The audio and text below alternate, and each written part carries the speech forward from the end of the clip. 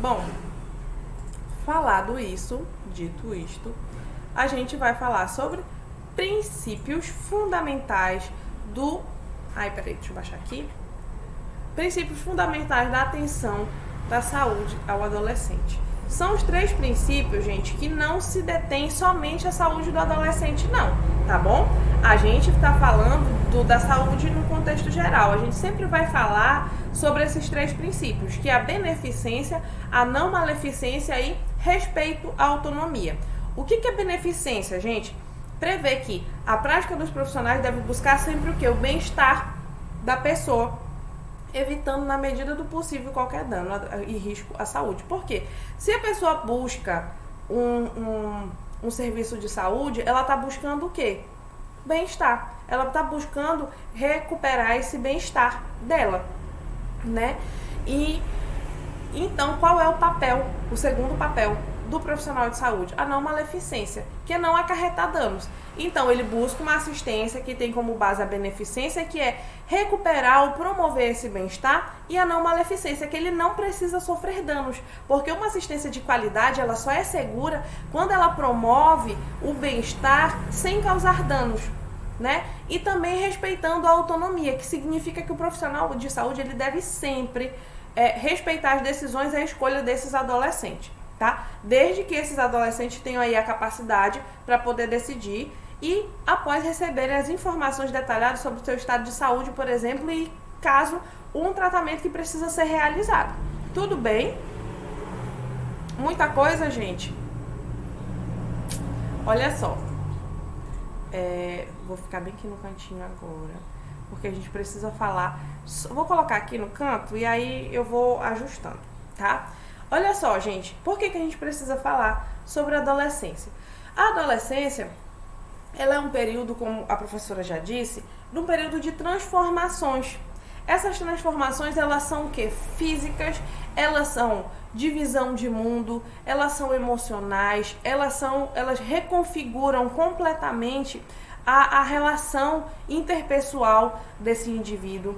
Olha só, a gente pode começar falando, por exemplo, olha nesse primeiro quadro aí, de alterações físicas. Por quê? Passa pelo período chamado de puberdade, não é verdade? Então esse período, ele representa aí as mudanças hormonais, representa também as mudanças físicas. E detalhe, a gente precisa frisar em mudanças hormonais, porque o que são hormônios? Quem já teve aula comigo já me ouviu falando sobre isso. Hormônios são os mensageiros químicos. Então, todas as nossas emoções, todo o nosso metabolismo é diretamente ligado aos hormônios, tá? Então, nesse momento de puberdade, esse indivíduo está passando por essas transformações, que é quando o cérebro, ele entende, tem uma glândulazinha aqui, as meninas, tá? Glândula chamada pituitária. Parece pitaia, né? Aquela fruta. A pituitária, ela entende que já está no momento dessa menina, por exemplo, começar a produzir hormônios que vão dar os caracteres desse gênero feminino para ela. Então, os ovários, eles recebem esse impulso, essa informação de que já está na hora, e aí os ovários começam a produzir aquele hormônio que a gente falou lá em saúde da mulher, por exemplo, que é qual? O estrógeno, tá bom? É basicamente isso. Os meninos já recebem um impulso de que está na hora de começar a produzir testosterona, que é o hormônio masculino, um dos hormônios masculinos, né? Então, tem toda essa questão da transformação, de se enxergar numa nova imagem. E muita gente tem dificuldade, inclusive, de aceitar, né, do corpo. Por exemplo, as meninas começam a ficar com vergonha do que está aparecendo no peito, os meninos começam a mudar a voz, começa a aparecer pelo no rosto. Então, esses caracteres secundários do gênero, ok? As relações interpessoais, elas também mudam, porque está tendo uma série de mudança emocional. Olha aí, essa imagem do meio. Então, tem essa oscilação do humor, a gente vai falar sobre isso também. Então, tem essa oscilação de humor, a perspectiva, por exemplo, a perspectiva de comportamento com os pais. Não sei se vocês já assistiram aquele filme Minha Mãe é uma Peça. Inclusive, queria assistir o terceiro, que eu não consegui assistir ainda. Vou ver depois se tem no torrent, pá. Ai, meu Deus, fazendo propaganda de coisa que não pode, mas tudo bem.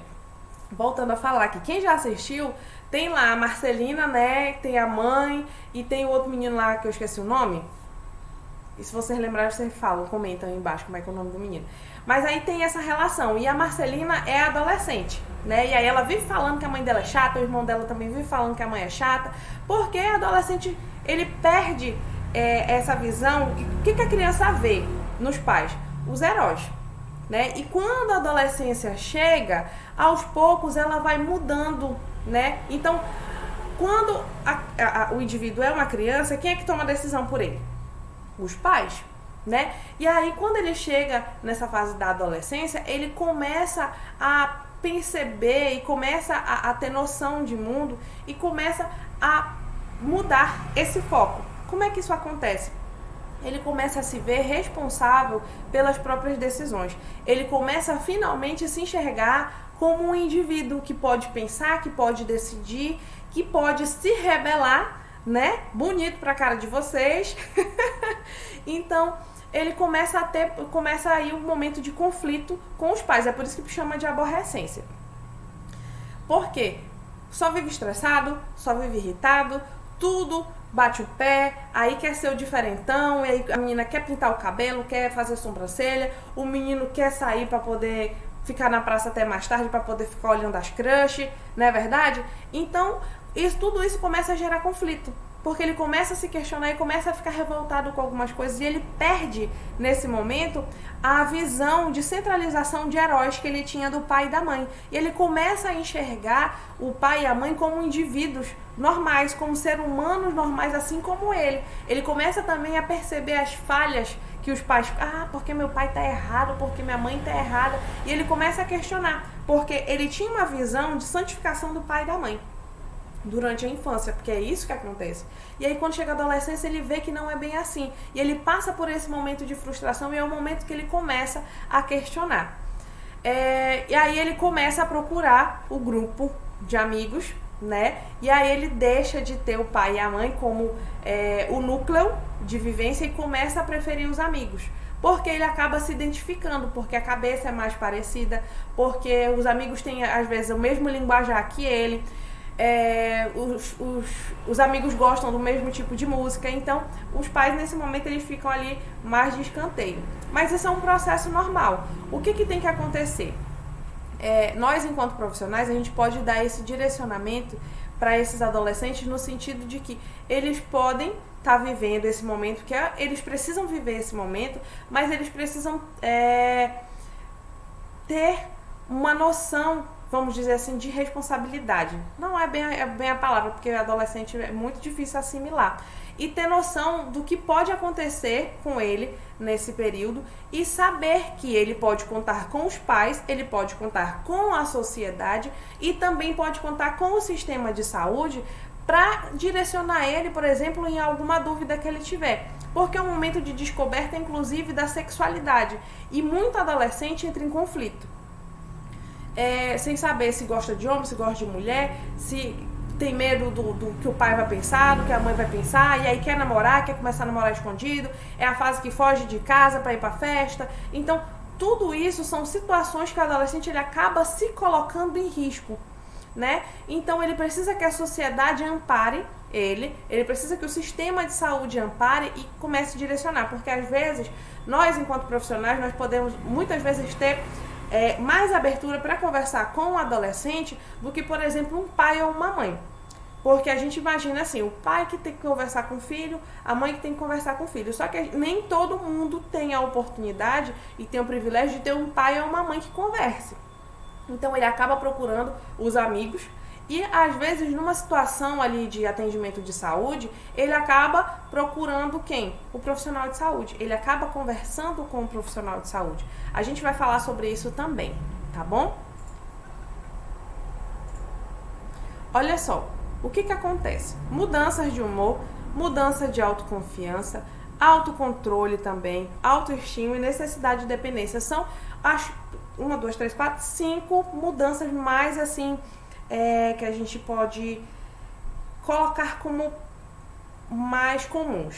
Mudanças de humor. Por quê? estão associadas aos níveis de oscilação hormonal, né? Então é um período muito difícil, porque os hormônios estão ali fervendo e muitas vezes o adolescente ele não sabe muito bem lidar com isso, às vezes ele não tem suporte da família, então ele começa a ter dificuldades. E aí fica irritado, e aí fica chorão, e às vezes ninguém entende ele sempre fala que ninguém entende ele acaba se fechando e acaba se isolando da família, indo procurar quem? O novo núcleo social dele, que ele tem como referência, que é quem?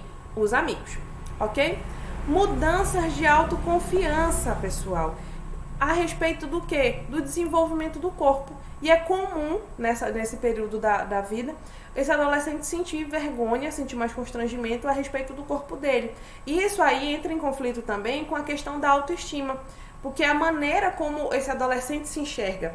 Porque a gente tem as diferenças anatômicas, diferenças genéticas de que uma menina, por exemplo, vai ter um padrão de corpo diferente da colega dela.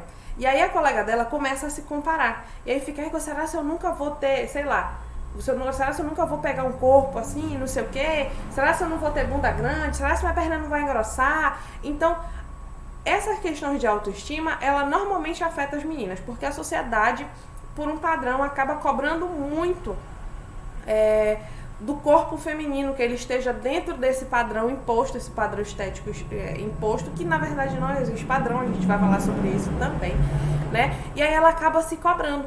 E isso pode gerar, inclusive, problemas psicológicos, né? Que a gente vai abordar daqui a pouco também, que é como problemas como bulimia, anorexia e muitas vezes depressão também, por causa dessa autoimagem. Às vezes a pessoa ela tem esse distúrbio de autoimagem, porque às vezes fala assim, a menina tá fazendo dieta e não sei o que, acaba tendo um problema, adoece. Fala assim, mas menina, não sei pra que a fulana é tão bonita, tem um corpo tão bonito, tem um rosto tão bonito e fica fazendo negócio de dieta.